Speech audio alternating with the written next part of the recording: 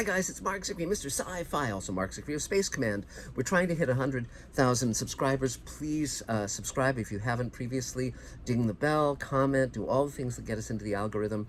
And most of all, tell your friends, because this is the site for science fiction where you can hear real insider stories and see amazing rarities that you can't find anywhere else. This is I'm the author of The Twilight Zone Companion. I've written for many of the top science fiction shows of the last several decades, and additionally have my own studio, Space Command Studios, where we're creating great science fiction for now and the future. So, but now we'll talk about one of the other great science fiction shows, Ron Moore's For All Mankind. Now, Ron Moore, of course, came up on Star Trek The Next Generation. I know Ron personally. He's a great guy. He then did Battlestar Galactica, the reboot, which was phenomenal. Did Outlander, all sorts of stuff. And he's just a phenomenal talent. And he now has been working on For All Mankind with several other co-creators and co-showrunners. And it's a great show. The basic premise, it's on Apple TV if you haven't seen it. Definitely check it out. It's in terms of visual effects, in terms of storytelling skill, in terms of characters, casting, pretty much everything. It's just a terrific science fiction show. And the basic idea is really fun, which is that, in real history, we landed on the moon, and there were two ways we could go in terms of manned space travel. One way was the space shuttle, which had military applications and also would be in low Earth orbit, and the other alternative was a manned mission to Mars. Now, Wernher von Braun, the great Nazi rocket engineer who was central to the Apollo program, he wanted very much for us to go to Mars. When the government decided instead to do the space shuttle, he quit NASA. But this is the show that posits that what if the Russians had beat us to the moon, and we had then continued the manned missions to Mars and beyond.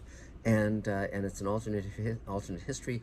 And I just saw the final episode in the third season. This is a show that has maintained its quality, maintained its excitement and its drama. It's wonderfully well structured, and so the final episode is so great. And I'll spoilers ahead if you haven't watched it. But the basic notion is super fun, which is that three teams are competing to land the first man on Mars: an American team, a Russian team, and sort of an Elon Musk kind of SpaceX team. And because of mishaps and mayhem and misjudgments, they all are thrown together and have to rely on each other for survival.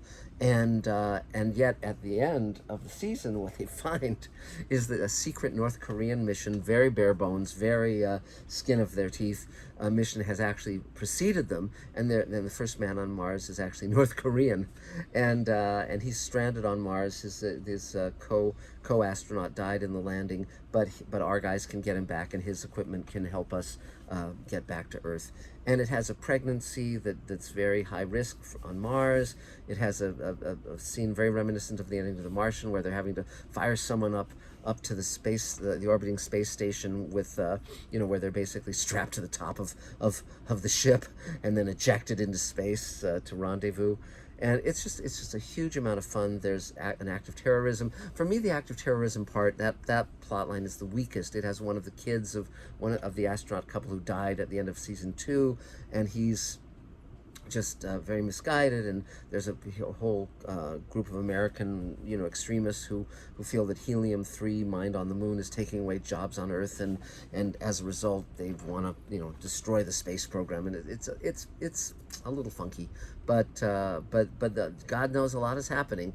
And the other thing I find a little questionable is Margot is sort of tricked into being a pawn of the Soviet intelligence and space apparatus, and at the end, rather than being arrested here and ending up in prison, she defects to the Soviet Union, which still exists because of the ongoing space program, and what that brings. So but those are a couple of shaky elements, but still well acted, well conceived, well executed. So I'm really glad that Ron undertook this. When he told me the idea for the show, I thought it was just great.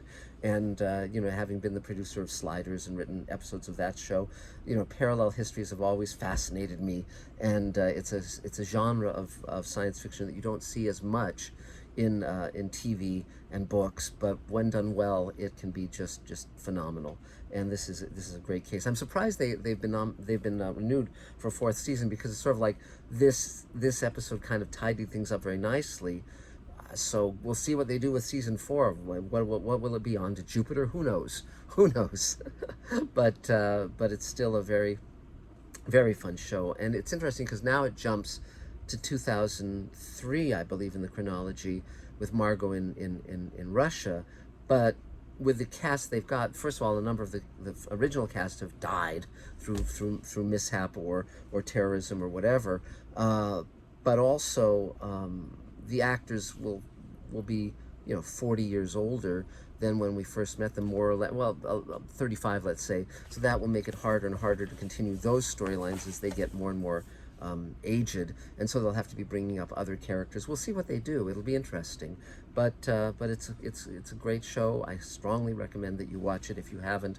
And again, it's not so much about the twists and turns. It's really about how things happen and how they're realized, and you know, and it's just you know, a really wonderful effort, and really glad to see everyone working at the top of their game. So that's it for now. If you want to buy shares in Space Command, marksicree@gmail.com. It's really the moment to buy shares if you haven't done so already. A lot of stuff is in motion, and lots of things to talk about very, very soon. So thanks, guys, and see you next time. Bye.